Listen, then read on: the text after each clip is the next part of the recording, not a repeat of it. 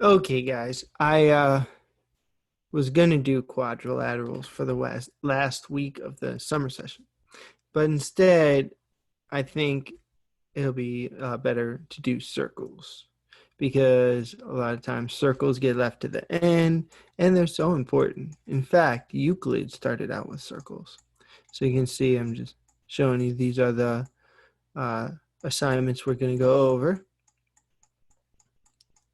And Euclid is the father of geometry, in case you don't know. You're going to learn Euclidean geometry in school. Uh, so, write the equation of a circle in standard form. So, standard form of a circle looks like this, where you can put a number there and a number there, and we get a number there. And so, we call this A and B. So, the center is AB, but notice it starts with a minus, so it's actually opposite of what you see. So if you see a -5, the center's at 5. And then the radius is R. So the number over here is the square of the radius. And I don't know if you recognize this, but this is the distance formula over here. X2 minus x1 squared plus y2 minus y1 squared. And there's no square root sign over it because this side is squared. So it's the distance formula without the square root sign. That's all the circle formula is. So we're going to write the equation. So we can see that we need to know the center. We need to know the radius. So the center here is 6, 0. And the radius is 1, 2, 3. All right, so my equation is going to be x minus 6 squared plus y squared equals 9. You gotta square that to get 9, and that's how I got the 9. Notice I could have wrote y minus 0, but I just wrote y squared. Either one should work. And then now, if it had been over here and I had a negative, then I would have had to make that a plus 6. But you'll figure that out when your smart score goes down, or maybe it won't go down. You'll just have figured it out. Now, there's 3 circle equation in the coordinate plane assignments. So the next one says, write the equation in standard form for the circle that has a diameter with endpoints 11, 0 and negative 11, 0. Wow, that's going to make it easy because it's like symmetric. But if it gives you the diameter, then you can find the midpoint to find the center, right? Because the diameter is a chord of a circle that goes through the center in the middle of it. So the midpoint of the diameter is the center. That's good because we need to know the center, right? And also the radius is half of the diameter, right? So this is 2 times radius equals. Yeah. All right. So what is the diameter? If it goes from negative 11 to 11, the diameter must be 22, right? This is my circle there. So that's negative 11. This is 11. So it looks like the midpoint is going to be the origin, right? Okay, so looks like my diameter is 22. So if I divide that by 2, it makes my radius 11. And I think my center in this case, negative 11 plus 11 over 0 is 0. And then my y values, 0 plus 0 divided by 2 is 0. So my center is at 0, 0. Just use my midpoint formula here.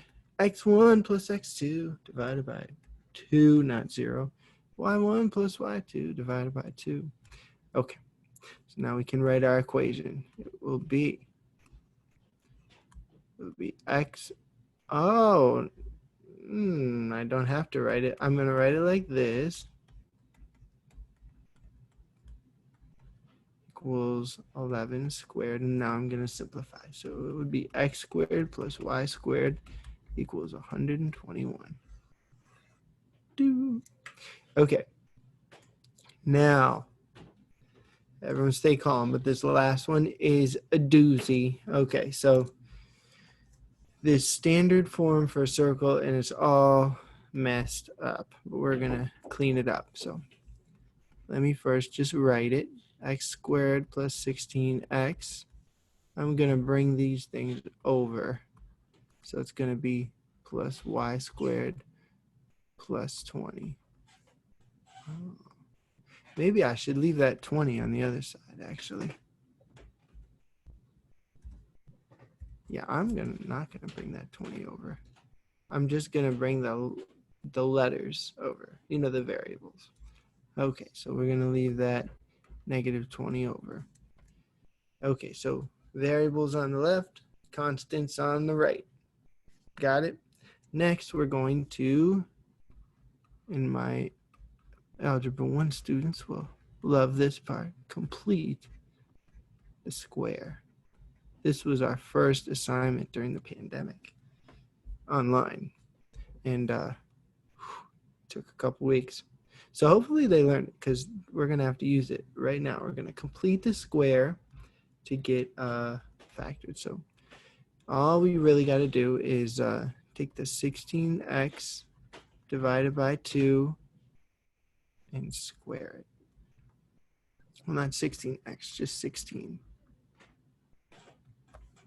So 16 divided by 2 is 8. 8 squared is 64. So we're going to have to add 64 here and add 64 here. Now we don't need to complete the square for y squared. It's done. So that's nice. Okay, so then we can do that, and then we'll have to add 64, but it's okay because I added 64 to the negative 20 as well. So when you add something on one side and the other side, you don't change the equation. So it's a math trick here. And, I wasn't the one to figure it out. Okay, so I'm going to just rewrite the equation now. X squared plus 16x plus this 64, which I got from dividing my x term by 2 and squaring it, plus y squared. And then negative 20 plus 64 is 44. Now, the reason you might at this point be thinking, why did you divide by 2 and square? Well, the reason I did that is because it makes it a perfect square trinomial. So what is that? Well, let's factor and see. What numbers multiply to 64 and add to 16? Those numbers would be 8 and 8. X plus 8, x plus 8, which is the same thing as x plus 8 to the second power. And then I'm just going to bring the y squared down. So you see, we did it. Now we know what our center is. It's negative 8, 0. Okay, so in order to get this in the standard form, we need to make it look good here. So that's what I did by completing the square. Okay, so now our center is at negative 8, 0.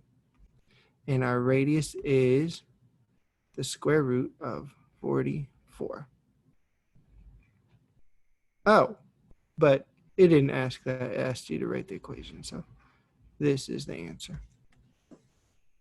All right.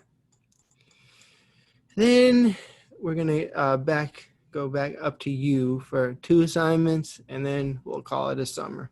But, I wish we could do more. We just only had 8 weeks. So I hope this should really prepare you for the year. So tangent, the reason that we're doing these 2 is because it introduces you to some new vocabulary. Tangent, you might be saying, that's not new. I learned that's opposite over adjacent. Well, Yeah, in a right triangle. That's the tangent ratio. But when we are talking about tangent to a circle, we mean intersects at one point. At one point.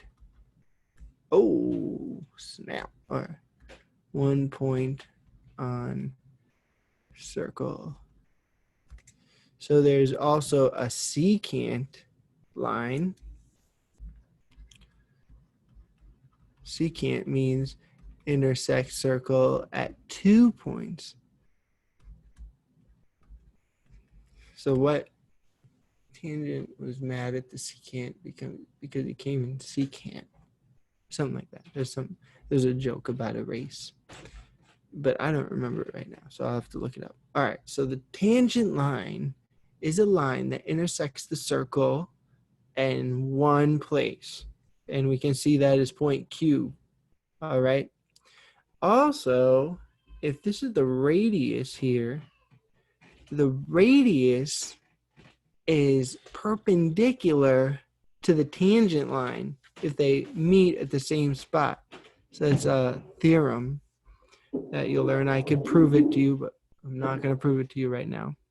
Hopefully you can't hear the noise in my kitchen above me, but probably you can. Okay. So this is a right triangle because of that perpendicularity theorem. And for that reason, we can easily find out what x is because we know that the angles in a triangle add up to 180. So, all right, do I even have to finish here? 125 plus x minus 3 equals 180. And then 122 plus x equals 180 minus 122,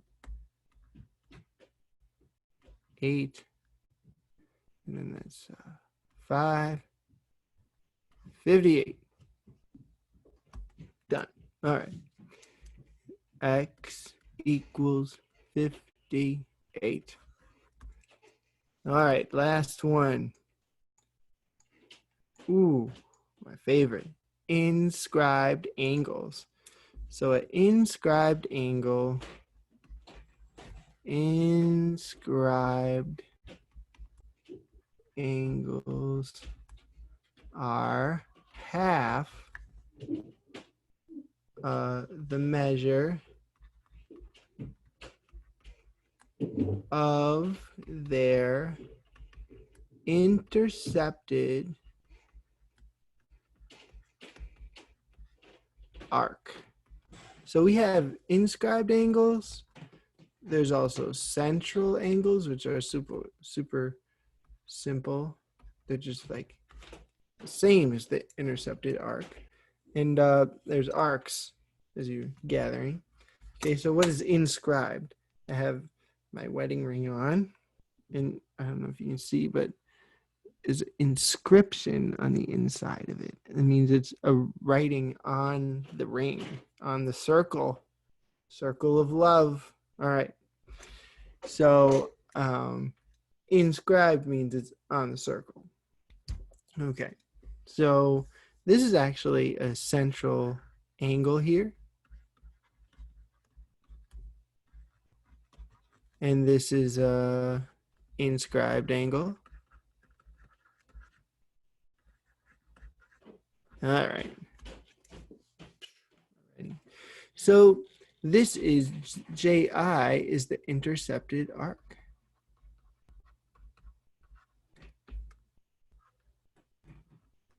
All right.